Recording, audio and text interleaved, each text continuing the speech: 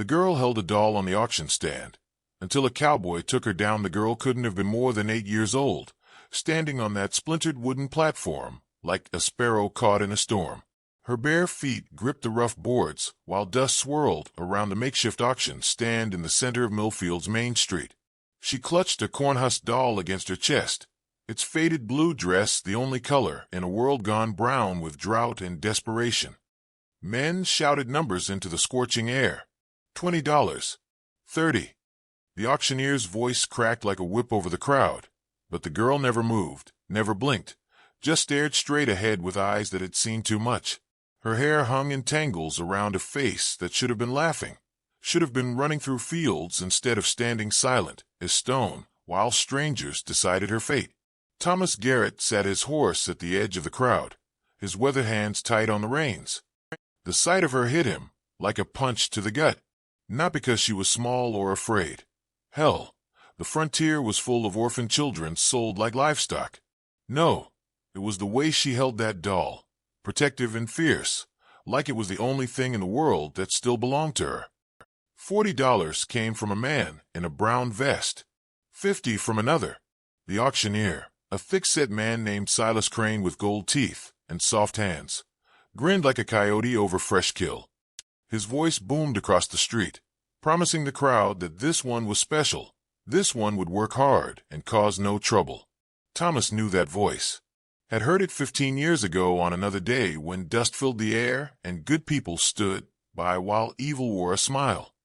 Back then, Crane had been selling off the contents of the Garrett homestead, furniture, tools, even little Sarah's rocking horse, while Thomas sat in chains, wrongly accused of rustling cattle that Crane himself had stolen.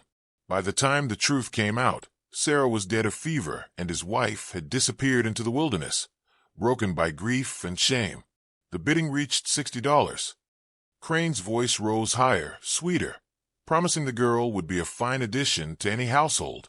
Thomas watched the child's knuckles go white around her doll. Something in her stillness reminded him of Sarah in her final days, too weak to cry, too tired to fight. A man in a black coat raised his hand. $70. Thomas recognized him, Dutch Morrison, who owned a saloon 3 towns over and had a reputation for working his girls until they dropped or disappeared. The thought of this child in that place made Thomas's stomach turn to acid. $80. $90. The girl swayed slightly in the heat, but her grip on the doll never loosened. Crane wiped sweat from his brow with a silk handkerchief, his gold teeth flashing in the sun. He was enjoying this, savoring every dollar that climbed higher, every moment that stretched the child's terror tighter. Thomas had ridden into Millfield with no plan except to water his horse and move on. He'd been running from ghosts for 15 years, carrying guilt like a stone in his chest. But seeing Crane up there, still profiting from human misery, still wearing that same satisfied smirk, it brought back every sleepless night, every unanswered prayer, every moment he'd failed to protect the people he loved. $100 for Morrison. The crowd murmured appreciation. Crane raised his gavel, ready to seal the deal that would send this child into hell with the legal stamp.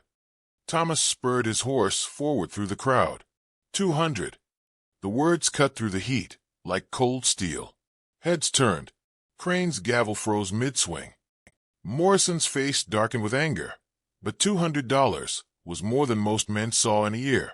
The girl looked down at Thomas for the first time, her dark eyes meeting his across the space between them. $200, Crane repeated, his voice suddenly uncertain. He squinted at Thomas, recognition dawning slowly on his fat face. Well, I'll be damned. Tom Garrett. Thought you were dead. Not yet. Thomas kept his voice level, but his hand rested easy on his gun belt. The girl comes with me. Crane's smile returned, oily and cold. Now, Tom, you sure you got that kind of money? Last I heard, you were living like a hermit up in the mountains. 200's a lot for a man with nothing. Thomas reached into his saddlebags and pulled out a leather pouch heavy with gold coins. The crowd fell silent at the sound of metal on metal. He'd been saving that gold for 15 years, planning to use it to disappear completely, maybe head to California and start fresh. But looking at the girl, at her fierce grip on that doll, at the way she stood straight despite everything. He knew there were some things more important than running. "Sold," Crane said quickly, his greed overcoming his curiosity. The gavel came down with a sharp crack that echoed off the storefronts. Thomas dismounted and walked to the platform. The girl watched him approach, still silent, still clutching her doll. He held out his hand, palm up, the way he used to with frightened horses. "Come on down, little one. You're safe now." She stared at his outstretched hand for a long moment. Then, slowly, she took it. Her fingers were small and warm and trembling just slightly. As he helped her down from the platform, Thomas caught Crane watching them with eyes full of calculation and old malice. The debt between them wasn't settled. Not by a long shot. Miles from town, with the sun sinking toward the western peaks, Thomas made camp in a sheltered spot between two red rocks. The campfire crackled against the vast darkness of the Colorado plains, sending sparks up toward stars that seemed close enough to pluck from the sky. He'd chosen their spot carefully, clear sight lines in all directions and water nearby. Old habits from his fugitive years died hard. The girl sat across from him, still holding that doll like it might disappear if she loosened her grip.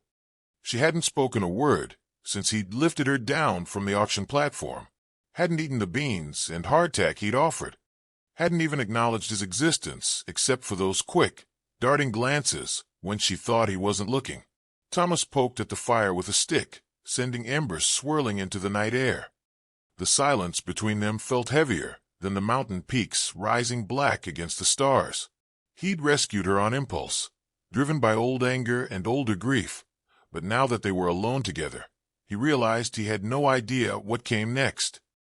A grown man traveling with a young girl would raise questions in any town they entered, questions that could lead to a rope. "You got a name?" he asked quietly, his voice barely carrying over the whisper of wind through the sage. She pulled the doll closer to her chest, but said nothing. Her dark hair fell like a curtain across her face, hiding whatever thoughts moved behind those two old eyes. Thomas had seen that look before, on soldiers after their first real battle, on women who'd watched their families burn. It was the look of someone who'd learned that words could be dangerous things. He tried again. "That's a fine doll you got there. My little girl had one like it once. Made it herself from corn husks and scraps of her mama's old dress." Still nothing, but he caught the way her fingers tightened protectively around the doll's worn fabric. The thing was falling apart. He could see now in the firelight, one arm barely attached, the face so faded it was more suggestion than feature. But she guarded it like treasure. A coyote howled somewhere out in the darkness, long and mournful. The sound echoed off the rock walls and faded into silence. Thomas reached for his rifle, not because he was afraid of coyotes, but because other things moved in the night. Things with two legs and bad intentions. "We'll be safe here tonight," he said, more to fill the silence than because he believed she'd answer. "Tomorrow we'll head north, maybe find you a proper family. Folks who'll treat you right." She looked up at him then, and for a moment he saw past the fear to something harder, something that looked almost like anger. Her lips parted as if she might speak, but then she pressed them together and looked back down at her doll. Thomas pulled a blanket from his pack and held it out to her. "Nights get cold up here, even in summer." She didn't move to take it, so he laid it on the ground beside her. After a moment, she pulled one corner over her legs, careful not to disturb her grip on the doll. The fire burned lower. Thomas added another piece of wood, watching the flames lick at the dry bark. The light danced across the girl's face, and he found himself remembering Sarah at that age, the way she used to chatter like a magpie from morning to night, full of questions about everything from why grass grew green to whether angels really had wings. Sarah had never met a silence she couldn't fill with wonder. This child's silence felt different, deeper, like something vital had been cut out of her and the wound had scarred over wrong. "I lost my little girl once," Thomas said, the words coming out rougher than he'd intended. "Fever took her while I was away. I keep thinking if I'd been there, if I'd stayed home instead of chasing after justice that didn't exist, maybe she'd still be breathing." The girl's eyes flicked up to his face, then away. But she was listening. He could tell by the way she held herself, still as a deer scenting danger. 15 years I've been carrying that weight, he continued, staring into the flames. 15 years of wondering what kind of man leave his family to chase after something that was never his to find. Maybe that's why I couldn't walk away today. Maybe saving you is just me trying to save her. Too late and too little. A log shifted in the fire, sending up a shower of sparks. In the brief flare of light, Thomas saw tears on the girl's cheeks. Silent tears that she made no move to wipe away. My name's Thomas, he said gently. Thomas Garrett. And I give you my word, no one's going to hurt you while you're with me. Whatever happened before, whatever put that fear in your eyes, it's done. You understand. She steadied his face in the firelight, and for a moment he thought she might speak. Her lips parted again, shaped around a sound that didn't quite emerge. Then she pulled the blanket higher around her shoulders and laid her head down on the hard ground. The doll pressed against her heart. Thomas stayed awake long after her breathing evened into sleep. He fed the fire and watched the darkness beyond their small circle of light, listening for the sound of hoofbeats that might mean Crane had sent men after them. But the night stayed quiet except for the wind and the distant cry of hunting owls. When he finally dozed near dawn, he dreamed of Sarah's laughter mixing with the sound of a cornhusk doll hitting the ground as small arms reached up, asking to be held. He woke with tears on his own face and the taste of regret bitter on his tongue. The girl was already awake, watching him with those dark, knowing eyes. She hadn't moved from her spot by the dying fire, but somehow she seemed closer, as if his words in the night had built the first fragile bridge across the chasm between them. On their third day together, thunder rolled across the mountains like cannon fire, and the first fat raindrops struck the dust with the sound of bullets hitting dirt. Thomas pulled his horse to a stop and squinted through the gathering gloom at the abandoned homestead nestled in the valley below. The roof looked mostly intact, and they'd need shelter soon. The girl was already shivering behind him in the saddle, her thin dress no protection against the storm building overhead. "We'll wait it out there," he said over his shoulder, but she gave no reply. Lightning split the sky as they rode down the muddy slope toward the house. It had been a fine place once, 2 stories with real glass windows, and a porch that wrapped around 3 sides. But the windows were dark now, some broken, and weeds grew tall around the foundation. The barn had collapsed entirely, its ribs showing white through the gathering darkness like the bones of some great dead animal. Thomas tied his horse under the sagging porch roof and lifted the girl down from the saddle. She clutched her doll tight and pressed close to his side as he pushed open the front door. The hinges screamed in protest, and the sound echoed through empty rooms that smelled of dust and mouse droppings and the peculiar sadness of abandoned dreams. The main room still held furniture covered in white sheets, ghostly shapes in the dim light, filtering through dirty windows. Thomas found an oil lamp on the mantelpiece and coaxed it to life. The flame pushed back the shadows, revealing a stone fireplace and walls lined with empty bookshelves.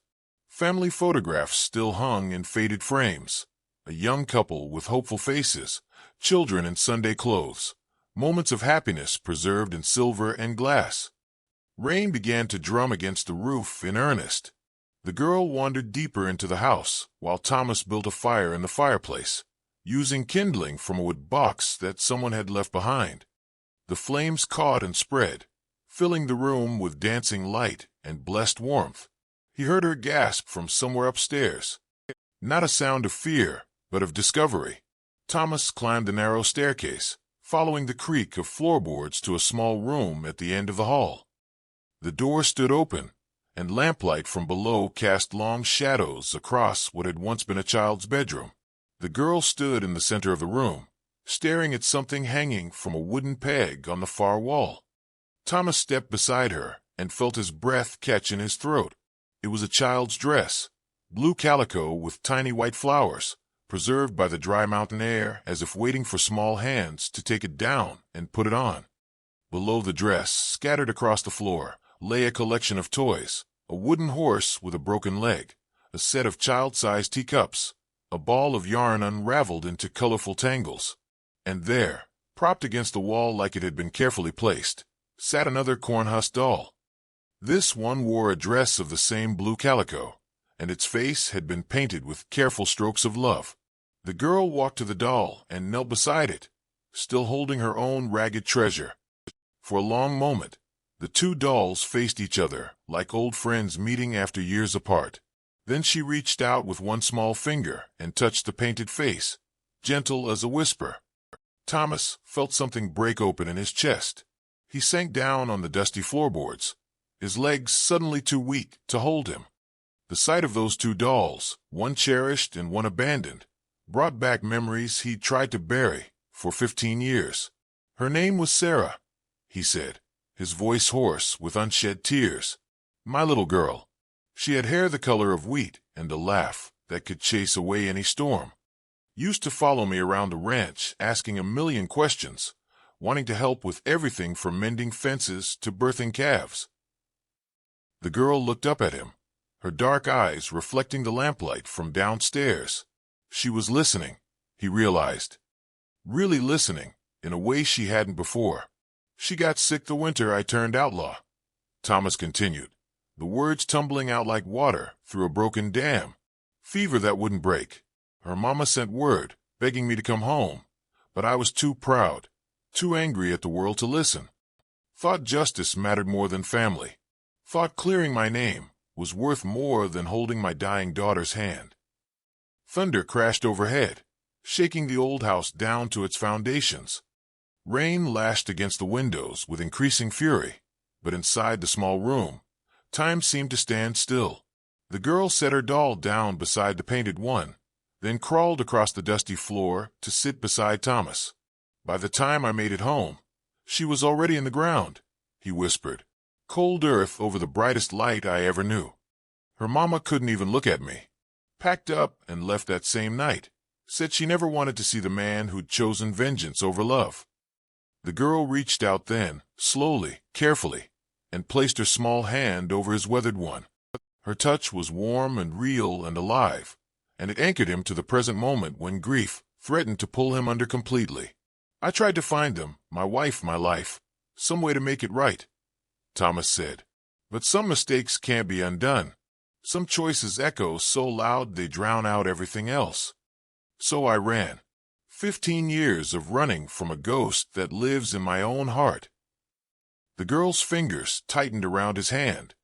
When he looked down at her, he saw tears streaming silently down her cheeks. But for the first time since he'd lifted her from that auction platform, her eyes held something besides fear. They held understanding, the deep, wordless knowledge that comes from walking through the same darkness and emerging scarred but breathing.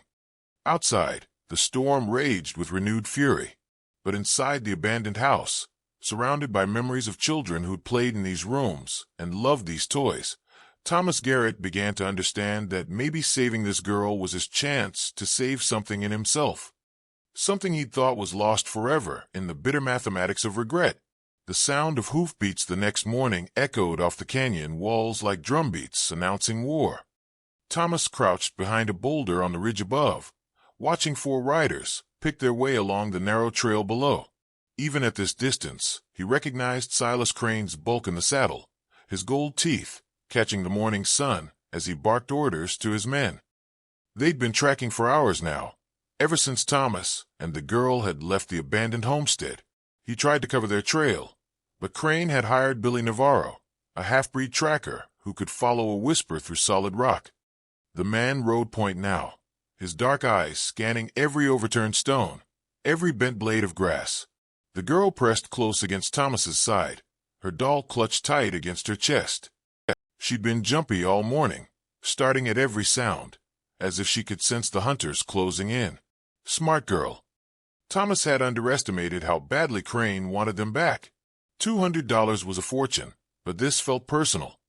The way Crane sat his horse, the set of his shoulders, this wasn't about money anymore. This was about old debts and older hatred. We can't outrun them, Thomas whispered, more to himself than to the girl. His horse was strong, but carrying double weight across rough country. They'd never stay ahead of 4 fresh mounts, and the nearest town was 2 days' hard ride through open desert. They'd be caught before sunset. The girl tugged at his sleeve and pointed toward a narrow cleft in the rock face, barely wide enough for a horse, leading deeper into the canyon system. It was a maze back there, full of dead ends and hidden passages. They could lose themselves in those twisting corridors, but they could also trap themselves. Thomas weighed their chances. Stay on the main trail and face certain capture. Take the maze and gamble on finding a way through. "You know these canyons?" he asked quietly. For the first time in 4 days, she spoke. Her voice came out as barely a whisper, rusty from disuse but clear as mountain water. "Yes." The single word hit Thomas like a physical blow. He stared down at her, this child who'd stayed silent through everything, the auction, the long nights by the campfire, even his broken confession in the abandoned house. Now, with danger closing in, she'd finally found her voice. "My papa used to take me through here," she continued, her words coming faster now, as if a dam had burst. "Before the sickness took him and Mama. There's a way through, but it's hidden. The bad men, they won't know it." Thomas felt something cold settle in his stomach. "What bad men?" She looked up at him with those dark, knowing eyes. "The ones who came after Papa died. The ones who said I belonged to them now, that I had to work to pay off Papa's debts. Mr. Crane was their friend. He said he'd find me a good home, but—" She didn't finish, but Thomas understood. Crane hadn't been selling an orphan at that auction. He'd been disposing of a witness. A child who'd seen too much, knew too much about his business dealings with men who trafficked in human misery. "How long?" Thomas asked, his voice tight with controlled rage. 2 years. The words fell between them like stones into deep water. 2 years of houses where the men hurt me, where they said I was wicked for crying, where they locked me in root cellars when I tried to run. Thomas closed his eyes and fought the urge to stand up and start shooting. 2 years this child had been passed from predator to predator while he'd been hiding in the mountains, nursing his own wounds. 2 years while Crane had profited from her suffering. The hoofbeats were getting closer. Crane's voice carried up from the trail below, ugly with impatience. "Track's getting fresher, Billy. They can't be more than an hour ahead." "This way," the girl whispered, already moving toward the hidden cleft in the rock. "Stay close and step where I step. My name is Emma." Thomas followed Emma into the narrow passage, leading his horse by the reins. The walls pressed close on both sides, and the sky was reduced to a thin ribbon of blue overhead. Emma moved with surprising confidence, pausing at each junction to listen for echoes that would tell her which way led deeper into the maze and which ended in solid rock. Behind them, voices echoed off the canyon walls. Crane had found the entrance to the passage. Thomas heard him cursing, demanding that his men follow the trail. But the cleft was narrow, forcing them to go single file, and the rocky ground left few tracks to follow. Emma led them deeper into the labyrinth, through passages so tight Thomas had to remove his saddlebags to squeeze through. The air grew cooler, heavy with the smell of ancient water and limestone. Somewhere ahead, he could hear the whisper of running water.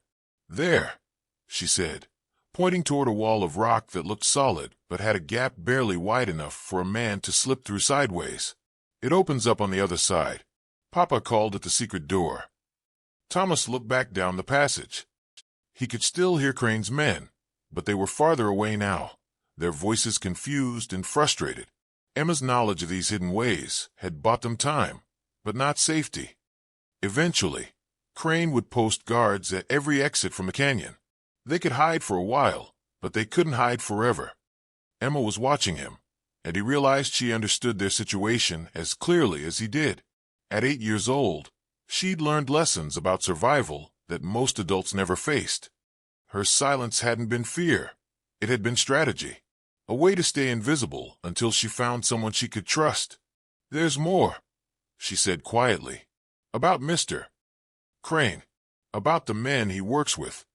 Things I heard when they thought I was sleeping." Thomas knelt beside her, meeting her eyes. "Tell me."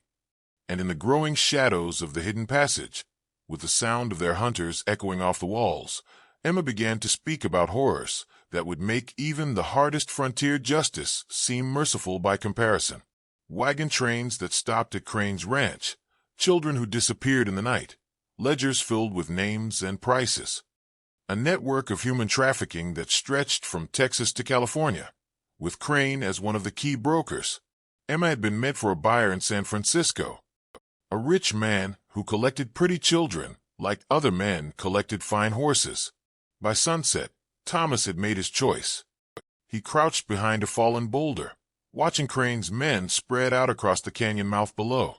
The sun was setting, painting the canyon walls the color of dried blood. Thomas had counted 4 men, but there might be more hidden in the rocks. Crane himself sat his horse in the center of the group, his bulk unmistakable even in the fading light. He was shouting orders, his voice sharp with frustration after spending the day chasing shadows through the maze. Emma pressed against Thomas's side, her doll held tight against her chest. The cornhusk face was nearly worn away now, but she guarded it like a talisman against the darkness closing in around them. Thomas had tried to convince her to stay hidden in the cave while he dealt with Crane, but she'd refused. "He's my monster too," she'd said with a wisdom that broke his heart. "There's only one way out of this canyon that they don't know about," Emma whispered, pointing to a narrow ledge that ran along the far wall. "But we'd have to get past them first." Thomas checked his rifle, then his pistol. 6 shots in each. 10 men, maybe more. The mathematics of survival had never looked worse. But sometimes a man reached a point where the arithmetic didn't matter anymore. Sometimes the only choice left was between dying on your knees or standing up to face the darkness head-on. "Emma," he said quietly, "I want you to know something. Whatever happens down there, you're not going back to that life. You understand me? I'd rather die than let them take you." She looked up at him with those dark eyes that had seen too much. "I know," she said. "That's why I trust you." The simple faith in her voice nearly undid him. Here was a child who'd been betrayed by every adult who should have protected her, and yet she still had the courage to believe. It shamed him and strengthened him at the same time. Movement below caught his eye. Crane had dismounted and was walking toward the narrow cleft where they'd entered the canyon maze. Billy Navarro crouched beside the entrance, studying tracks in the dust. Thomas knew they had minutes before the tracker figured out which passage to follow. "Time to go," Thomas murmured, rising from behind the boulder. He could have tried to slip away, could have used Emma's knowledge of the hidden paths to escape. But 15 years of running had taught him one hard truth. Some fights followed you no matter how far you traveled. Better to face them on your own terms.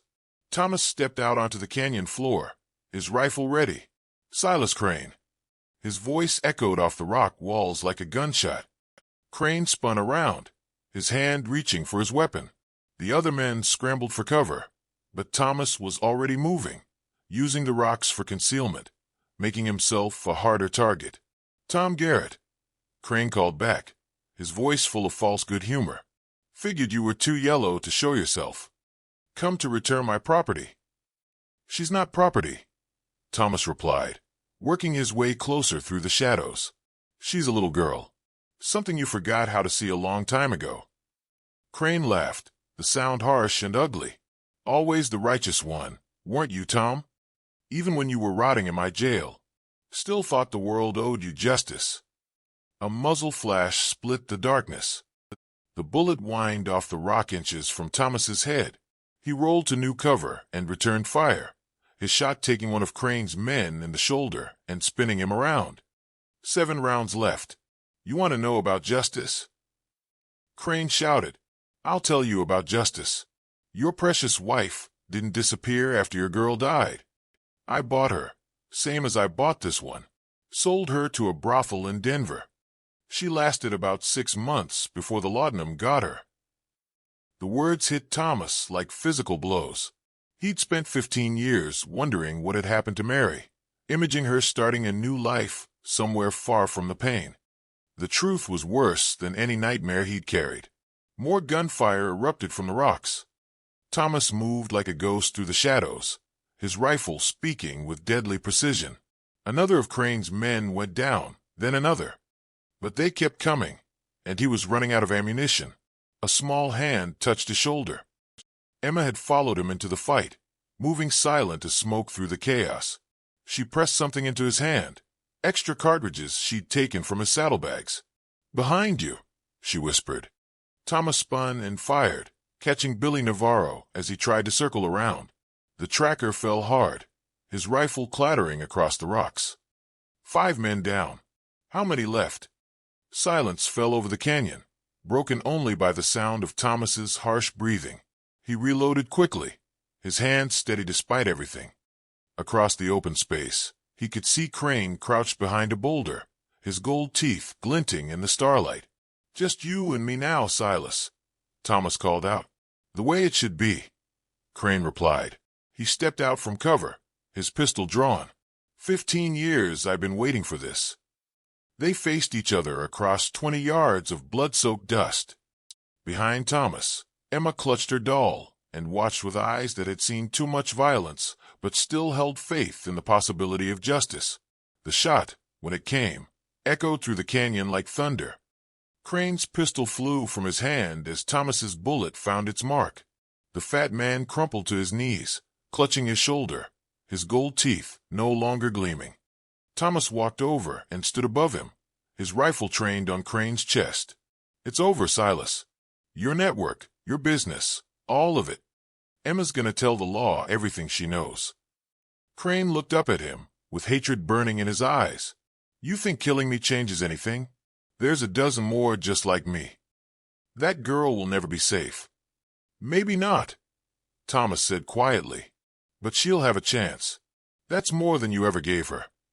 Behind him, Emma dropped her cornhusk doll and ran to his side. Her small arms wrapped around his waist, and for the first time in 15 years, Thomas Garrett felt like he might be worthy of someone's trust. The ghosts would always be there, Sarah's laughter, Mary's tears, the weight of choices that couldn't be undone. But maybe some scars were meant to be carried, reminders of the price of looking away when evil wore a smile. As the stars came out over the canyon, Thomas lifted Emma onto his horse and turned toward the distant lights of a town where a sheriff might listen to a little girl's story. The trail ahead was long and uncertain, but for the first time in years, he wasn't running from his past. He was riding toward something that looked almost like redemption.